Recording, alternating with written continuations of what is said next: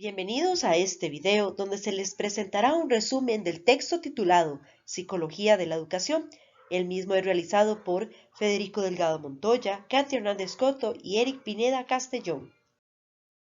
En primera instancia, conozcamos al autor de este texto, quien es Gerardo Hernández Rojas. Él mismo es profesor en el Departamento de Psicología Educativa de la Facultad de Psicología de la Universidad Nacional Autónoma de México.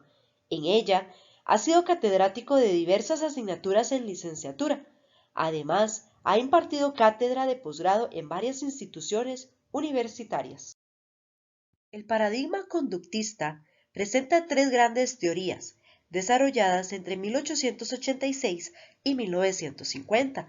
La primera hace referencia al condicionamiento clásico, donde Petrovich, Pavlov e Ivan desarrollaron sus ideas. Luego se presenta el conductismo con Watson y John Brodus. Finalmente, tenemos el condicionamiento operante de Skinner y de Virtus. Pero, ¿qué es el paradigma conductista? Ahondemos un poco en esta información. Aquí se presenta una metáfora básica con respecto a una máquina, en la cual es posible la predicción completa al conocer el estado de la misma y las conductas que interactúan con ella en cada momento. Para este paradigma, el currículo es cerrado y obligatorio para todos. Los objetivos se jerarquizan y secuencian en generales, específicos y operativos, donde lo importante es llegar a identificar conductas observables, medibles y cuantificables. La evaluación se centra en el producto, que debe ser evaluable en cuanto medible y cuantificable. El criterio de evaluación radica en los objetivos operativos.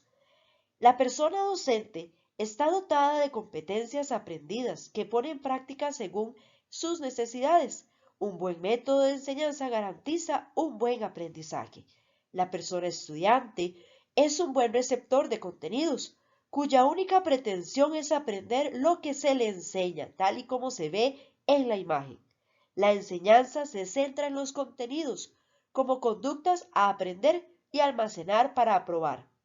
Finalmente, la motivación es externa o extrínseca y se apoya en premios o castigos como reforzadores del aprendizaje. A continuación se presenta otra nueva perspectiva incorporada, la cual es llamada teoría de la Gestalt, desarrollada en el país germano desde inicios del siglo por psicólogos tan notables como Bettemer, 1880-1943, Kohler entre 1887 y 1967 y posteriormente Lewin entre 1890 y 1947. La psicología gestaltista tuvo ciertos escarceos con el campo de la educación. Su planteamiento teórico de carácter holístico y fenomenológico mantuvo ciertas coincidencias en general con posturas pedagógicas progresistas, dentro de las que se encuentran las propuestas por Diclori, propugnada por el uso de métodos globales para la enseñanza de la escritura y la lectura, así como técnicas de enseñanza visoespaciales para el aprendizaje de números y nociones geométricas. Se consideraba que los principios perceptivo-cognitivos descubiertos por los gestaltistas sobre distinción entre fondo y figura, pregnancia, nociones de cierre, entre otros, podían fundamentar la confección de materiales de enseñanza para distintas áreas escolares. Algunos autores estadounidenses escribieron sobre las aplicaciones de las ideas de la Gestalt. Uno de ellos fue el caso de Ogden en 1926, quien publicó un texto sobre psicología de la educación en el que describe y analiza las aportaciones teóricas de este enfoque. De entre las que más se destaca está aquella que planteaba asumir una postura global e integracionista del educando. El trabajo realizado por Kurt Lewin, basado en sus planteamientos de la psicología de campo para el estudio de las interacciones personales y la personalidad y sus posteriores repercusiones en la psicología de los pequeños grupos.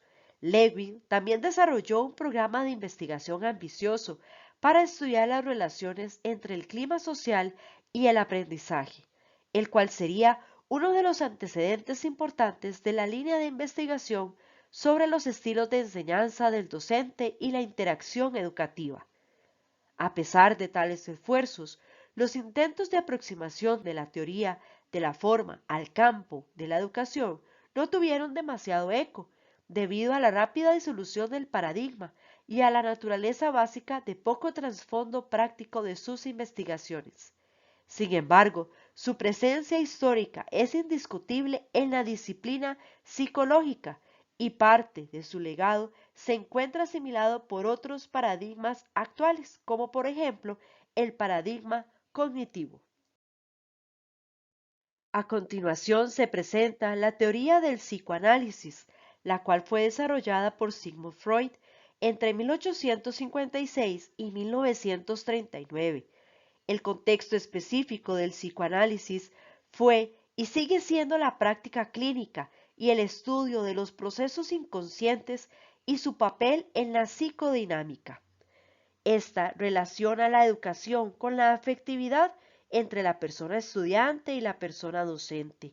Aclara cómo la educación tradicional no deja de ver virtudes del estudiante y fomenta la capacidad de pensar, de crear, de soñar y de fantasear para así acercarse a la realidad interior.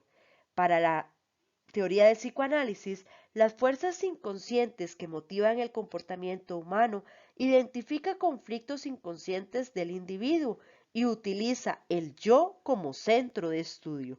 Sin embargo, esta teoría ha estado bajo muchas críticas por otros expertos de la psicología. Para resumir, ¿qué es el psicoanálisis? Es una teoría sobre el funcionamiento de la mente humana y una práctica terapéutica.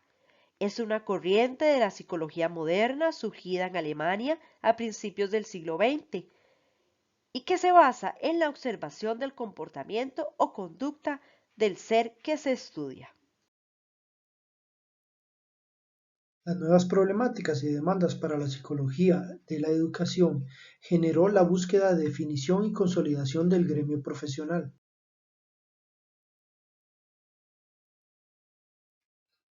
American Psychological Association.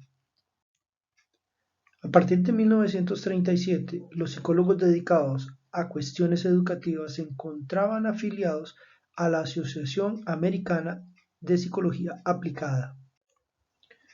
En 1944 se da una reestructuración para la distribución de profesionales, de la cual existían dos divisiones, la que permitía la dependencia de la psicología básica o la que observaba el contexto educativo.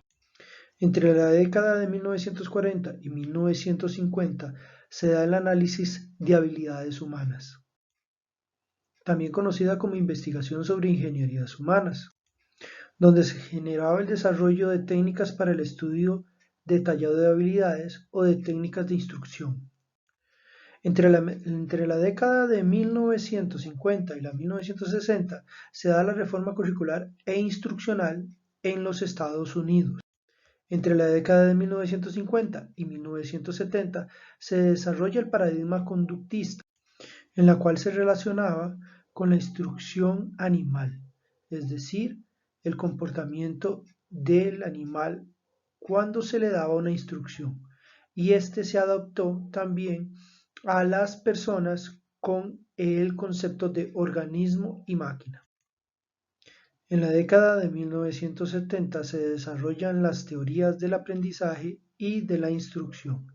La primera con la naturaleza descriptiva y que se centraba en explicar el proceso por el proceso mismo, y la segunda con la naturaleza prescriptiva y normativa, que se dirige a explicar cómo lograr un aprendizaje más eficaz, poniendo en primer plano el problema de la enseñanza. La psicología educativa nos permite comprender el concepto socioconstructivismo, el cual es el proceso de aprendizaje gradual en el que la persona cumple con un rol activo operante y que se da a través del intercambio sociohistórico-cultural. Algunas características son: punto de partida, los saberes previos. Confrontan lo conocido por lo nuevo por conocer. Solución de conflictos cognitivos. Desarrollan la autonomía y capacidad crítica. Los aprendizajes son útiles para toda la vida. Algunos autores y sus teorías. Por ejemplo, Jean Piaget, con la teoría psiconética. Paul Ausubel, aprendizajes por descubrimiento. Lev Vygotsky, teoría sociocultural. Y Albert Bandura, teoría social del aprendizaje. En conclusión, en el socioconstructivismo el ser humano nace con la disposición de hacer preguntas, construir hipótesis, buscar información, evidencia, interpretarla y construir significados propios como resultado de la interacción. Todas las acciones hacen lograr que las personas estudiantes construyan su propio aprendizaje logrando aprendizajes significativos. Y por último, facilita la creación propia de conceptos y sería bueno aplicarlos en el aula, pero en un ámbito de algunas áreas del aprendizaje, con el fin de que las personas estudiantes tengan la capacidad de construir sus propias ideas. Situaciones contemporáneas, desde 1970 hasta nuestros días. A finales de la década de 1960 se abordaron con más insistencia dos aspectos importantes referentes a la psicología educativa, los cuales tienen relación con la toma de conciencia de la necesidad de considerar las cuestiones educativas en toda su complejidad como un punto de inicio necesario para construir conocimientos psicoeducativos relevantes, así como la reflexión sobre la tensión entre considerar a la psicología educativa como un simple campo de aplicación de la psicología o como una disciplina propiamente dicha. Las principales críticas que se le realizaban a este campo en la época tenían relación con la evolución histórica del concepto, debido a un marcado alejamiento del campo educativo, así como conocimientos poco relativos distanciados del proceso de aula.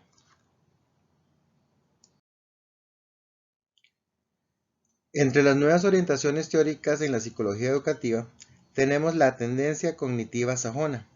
Esta tendencia cognitivista está relacionada con el paradigma del procesamiento de la información y es una teoría psicológica cuyo objeto de estudio es el cómo la mente interpreta, procesa y almacena la información en la memoria.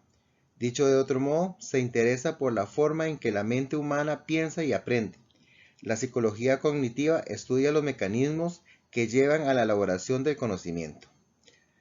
Desde 1982 se ha venido impulsando la idea de una psicología de la instrucción, abocada al estudio de los procesos cognitivos en las situaciones de enseñanza-aprendizaje, donde el conocimiento resulta algo realmente funcional, ya que si un sujeto se encuentra ante un acontecimiento que ya ha procesado en su mente, puede anticipar con mayor facilidad lo que se quiere aprender. Entre los principales investigadores de este campo se puede mencionar a Ausubel, a Brunner, a Brown, a Meyer, entre otros.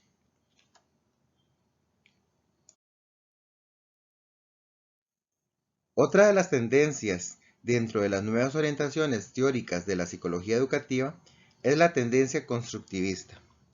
Esta tendencia fue el resultado como consecuencia de la inquietud que se generó por los estudios de la cognición en la década de 1960, impulsada por Piaget, cuyos trabajos generaron grandes aplicaciones e implicaciones a la educación a finales del siglo XX, así como la tendencia sociocultural, la cual vino a refrescar el pensamiento de los psicólogos educativos y el análisis de la práctica educativas reales, utilizando recursos conceptuales que hacían una clara alusión a aspectos de índole más cultural.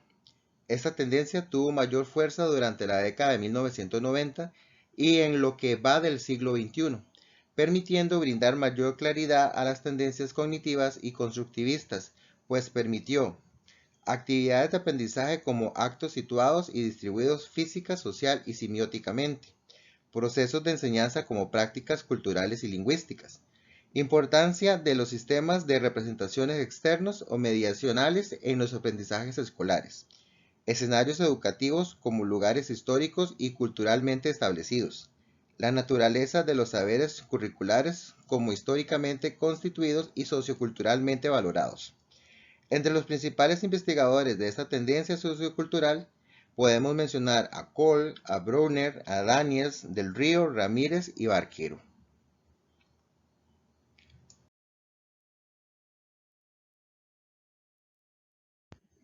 Muchas gracias a todos por su atención. Esperamos que este video haya sido de su agrado.